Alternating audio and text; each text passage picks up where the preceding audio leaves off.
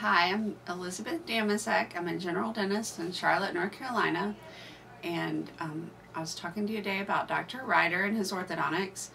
I think he has the same philosophy I do about orthodontics. I believe in early intervention.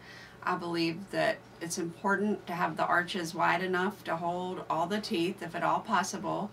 And Dr. Ryder practices this in his office.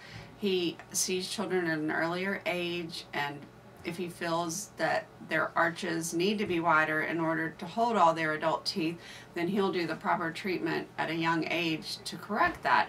And he has done this to several of my children, and they've had very good outcomes. I think otherwise they would have had to have had some adult teeth pulled to fit all their teeth in their mouth, and now I think we've prevented that. And as well as being a great orthodontist, Dr. Ryder has an amazing staff. My kids enjoy going there. They always have a good time, and I would encourage anybody to check him out and get his opinion on their child. Thanks.